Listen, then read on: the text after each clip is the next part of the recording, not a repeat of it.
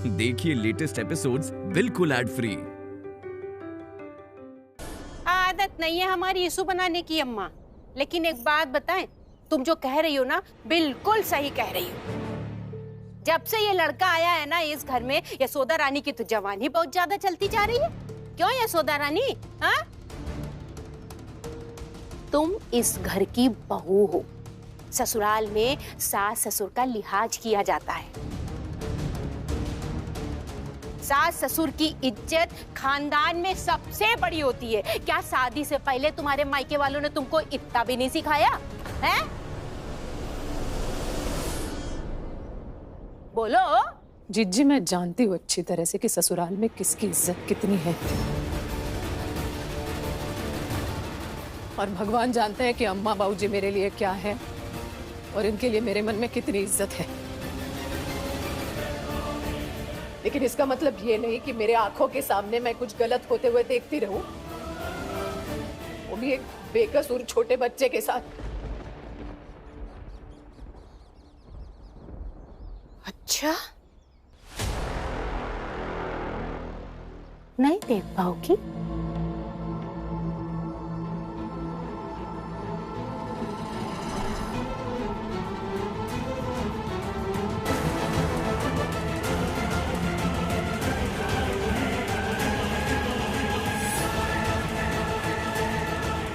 ये लो।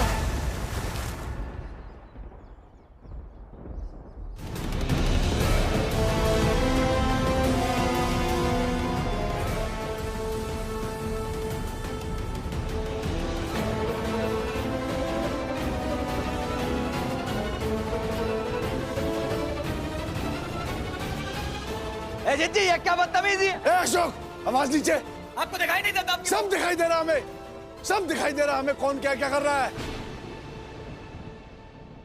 कामिनी को हम समझा सकते हैं, लेकिन बात अब समझने समझाने से बहुत ऊपर जा चुकी है। जब यशोदा हमसे बिना पूछे इस लड़के को घर में रख सकती है, तो कोई भी कुछ भी कर सकता है। इसमें बुरा मनाने वाली कौन सी बात है? अब इस घर में हर कोई बदतमीजी कर रहा है और हमें समझ में नहीं आ रहा कि हम किस किस को क्या समझाएं। तुम तो वकील हो ना, वकालत झाड़ते हो। चलो माना कामनी ने गलती की, लेकिन बात यहां तक पहुंची कैसे, इसके बारे में आप प्रकाश डालना चाहेंगे अशोक बाबू? एक दिन प्रकाश जरूर डलेगा बाबूजी।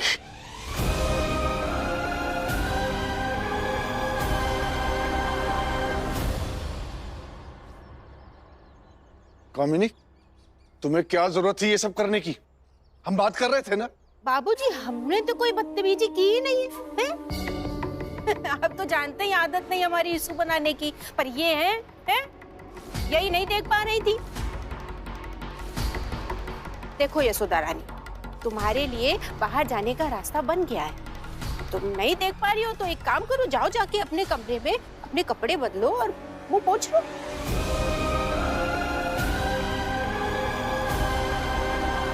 ए लड़के, तू यहाँ क्यों खड़ा है?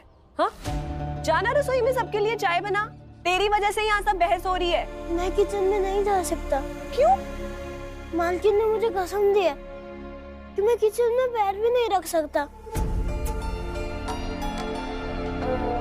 और आप सब मैडम जी के घर वाले हैं, आपकी कसम की लाज रखना मेरा कर्तव्य है। आपकी कसम मैं कैसे तोड़ सकता हूँ? मालती, अपनी कसम वापस लो। अगर नौकर को घर के हर हिस्से में जाने से रोकोगी तो वो अपना काम कैसे करेगा? कसम वापस लो। हमारी रसोई। अरे क्या रसोई रसोई? बेटा बहू पता नहीं किसका कलंक इस घर में उठा के ले आए हैं, तब तो तुमसे नहीं रोका गया, अब रसोई रसोई चिल्ला रही हो।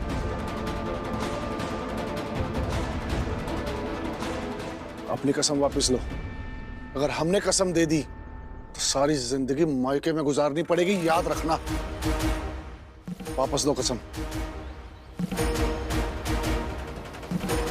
हम अपनी कसम वापस लेते हैं। जैसा वो कह रहे हैं वैसा करो।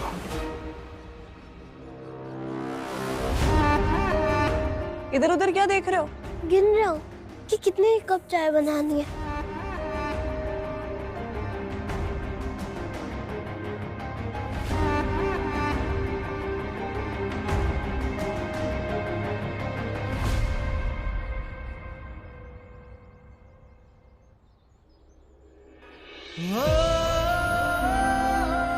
मैडम, आप जाके अपना मुंह पोंछ लीजिए और कपड़े भी बदल लीजिए, आपको जुकाम हो जाएगा। बाकी सबके साथ मैं आपके लिए भी चाय बना दूंगा, वो भी गरम।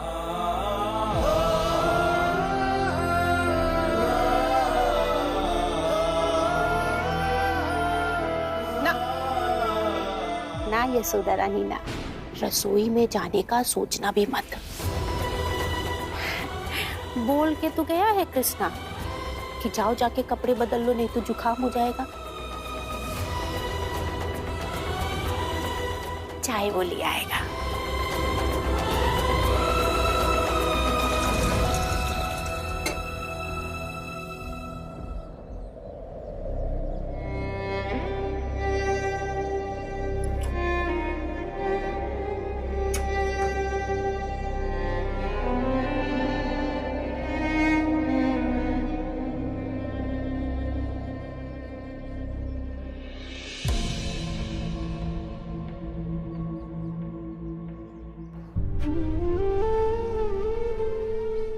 ये क्या कर रही है आप नुपुर जी? क्या कर रही है? अभी स्कूल जाने में थोड़ा टाइम है, मैं आपका फोरहेड साफ कर देती हूँ। नहीं नहीं, रहने दो, मैं बाद में साफ कर लूंगा।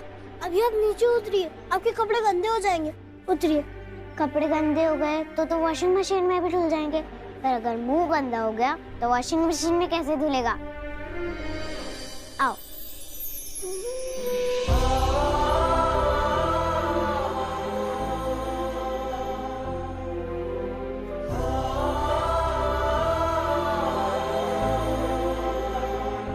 हो गया।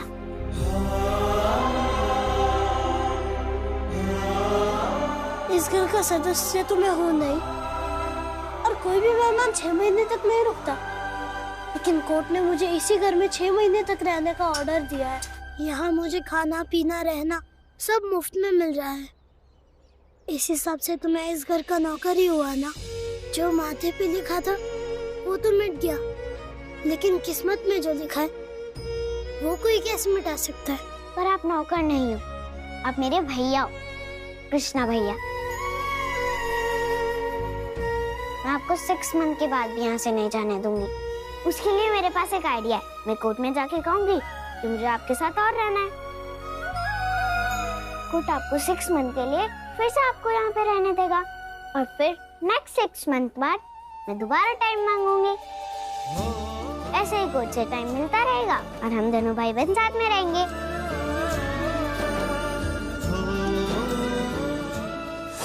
ये उबल गई बहुत, चाय बन गई है, मैं अभी इसे छान लेता हूँ। हाँ छानो ना, मैंने आपका हाथ कहाँ पकड़ा है?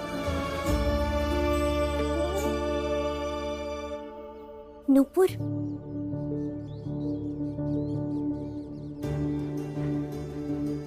जब 6 मंथ्स के बाद तू कोर्ट में जाके कहेगी ना कि तुझे उस नौकर के साथ रहना है, तब मैं भी उसी कोर्ट में जाके कहूंगी कि मुझे अपनी बहन के साथ नहीं रहना। फिर है ना अपने नौकर भैया के साथ अकेले अकेले।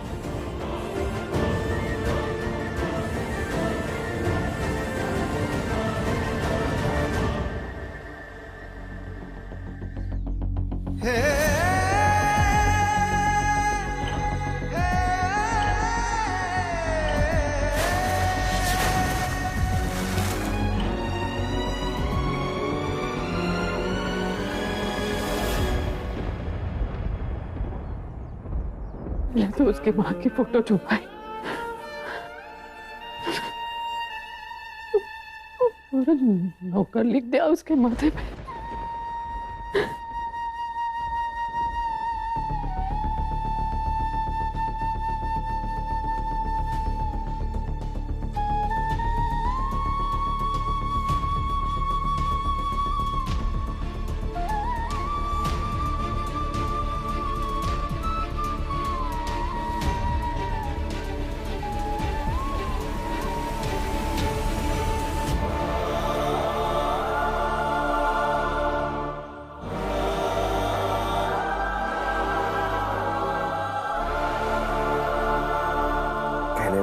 कह सकता था, लेकिन वो मेरे बाप है। मैं सबकी तरफ से आपसे माफी मांगता हूं। वो लोग उसे पसंद नहीं करते, मैं समझ सकती हूँ। यही व्यवहार होगा उसके साथ। आप मुकर गए अपनी कई बात से।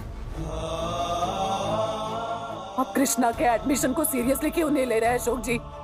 आपको भी लगता है वो बोझ है हम पे? कैसी बातें कर रही हैं आप यशोदा जी? कब कहा मैंने? नहीं कहा, नहीं, कुछ भी नहीं कहा, लेकिन मतलब तो यही निकलता है। नौकर लिख दिया उसके माथे पे,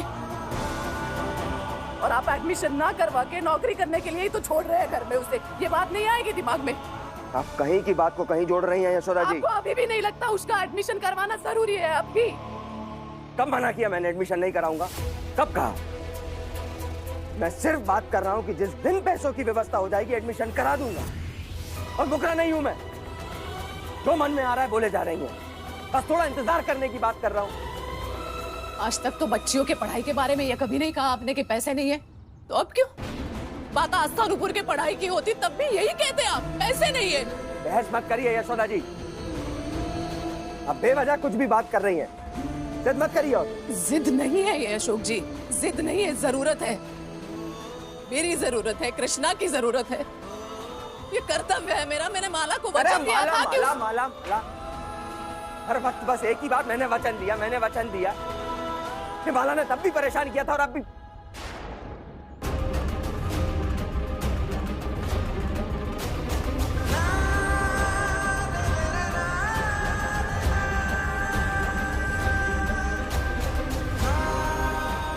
तब भी और अभी मतलब? यशोदा जी देखिए, मैंने आपका ना हर फैसले में आपका साथ दिया है। घर वालों से लड़ाई लड़ी, आपका सम्मान किया है। जब जहां जैसी जरूरत पड़ी मैं आपके लिए खड़ा रहा। और आज जब मुझे आपसे सहयोग की उम्मीद है तो आप मुझे गलत समझ रही हैं। समझिए मेरी मजबूरी को। मैं जो कह रहा हूं किसी कारण से कह रहा हूं। इससे पहले जो आपने कहा था माला ने तब भी परेशान किया था और अब भी मतलब?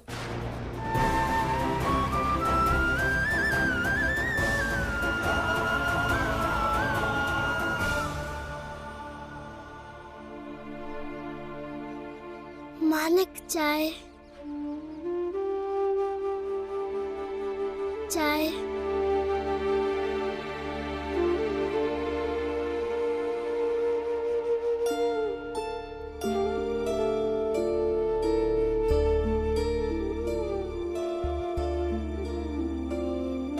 चाय।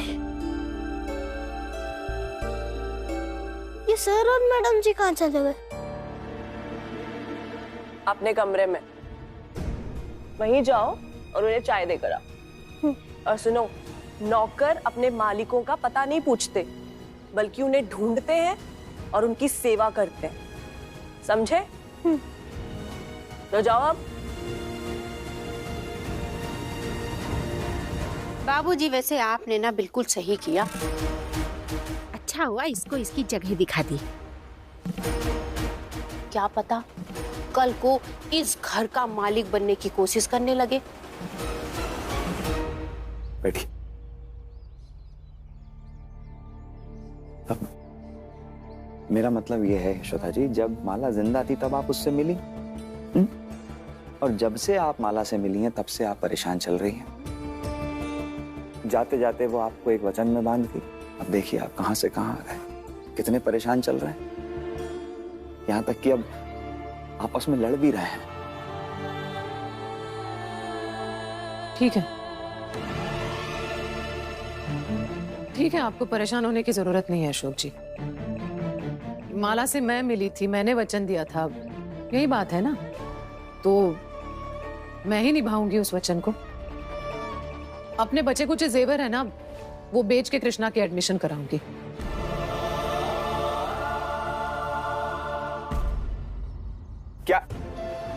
क्या कर रही हैं आप? क्या कर रही हैं आप? ये रखिए ना। नहीं, यही एक तरीका है अशोक जी। अब बस मैं मना कर रहा हूं ना, एक बात बताइए, आपने मेरी हर बात को ना मानने की कसम खा रखी है क्या? समझ नहीं आ रहा आपको? समझाने से अगर मेरी बात समझ में नहीं आ रही है तो पति का आदेश मानकर बंद करिए ये गहने, रखिए वहां पे।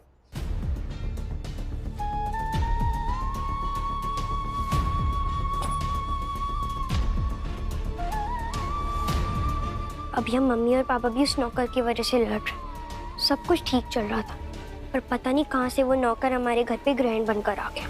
सर, मैडम जी, लीजिए आपकी चाय।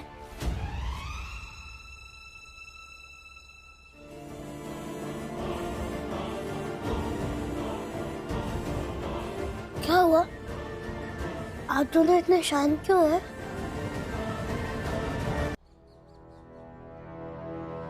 मम्मी और पापा के बीच फाइट हुई है। तुम्हारे आने से पहले दोनों लड़ रहे थे, लेकिन ये बात तुमको कैसे समझ आएगी? बेवकूफ कहेंगे। आस्था, क्या आस्था मम्मी? ये तो कॉमन सेंस है ना। जब मम्मी गुस्से से बेड पर बैठी है और पापा गुस्से से सिर पर हाथ रख के बैठे हैं, तो समझ जाना चाहिए कि दोनों के बीच में फाइट हुई है। मुझे और नुपुर को तो ये बात पता है, पर पता नहीं इसे क्यों नहीं पता।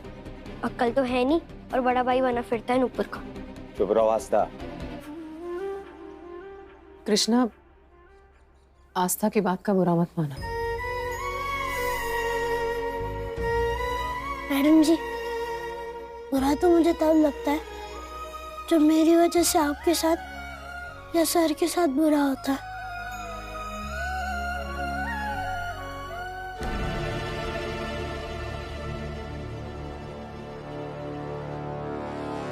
किसने साफ किया? छोटी बेबी ने।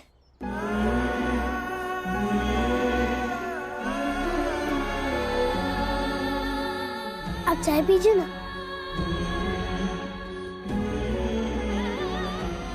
तुमने बने?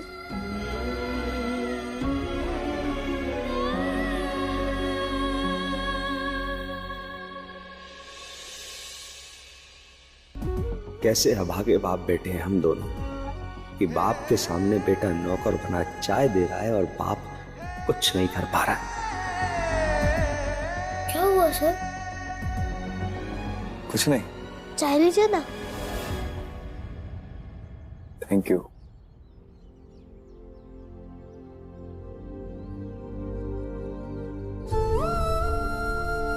इस घर में आने से पहले मैंने कभी देखा ही नहीं था कि लोग एक घर में एक साथ कैसे रहते हैं। मैं और माँ घर में अकेले ही रहते थे, पापा तो थे ही नहीं। फिर मुझे कैसे पता चलता कि अगर मम्मी पापा रहते हैं और उनके बीच में लड़ाई होती है तो वो क्या क्या करते हैं।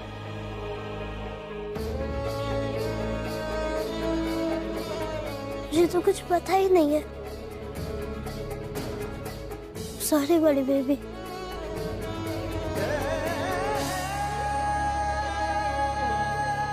दिल दुखा दिया ना उसका।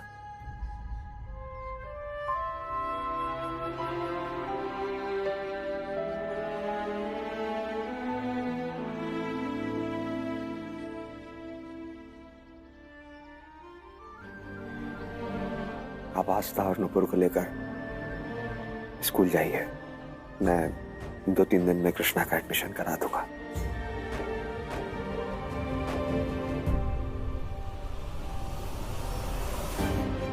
उससे पहले एक और काम करना है। क्या?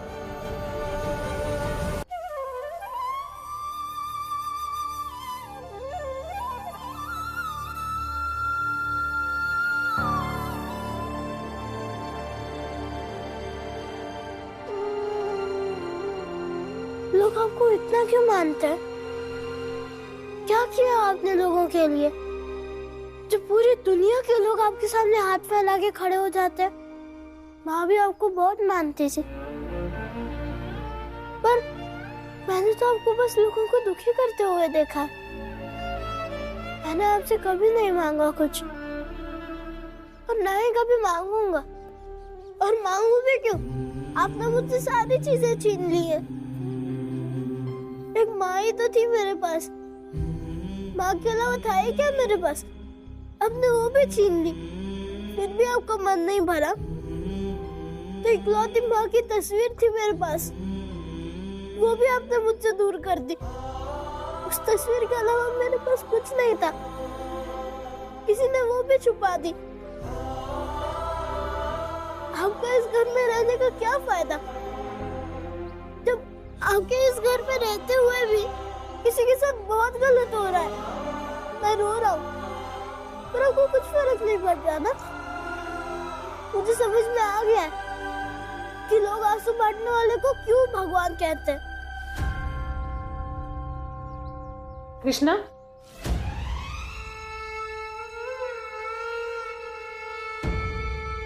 ऐसा नहीं कहते। ऐसा क्यों ना कहूँ मैं मैडम, उन्होंने मेरे साथ ऐसा किया ही है। उनके ऐसा करने के बाद भी मैं उन्हें ऐसा क्यों ना बोलूं, बताइए। अभी छोड़ो ये सब। अशोक जी,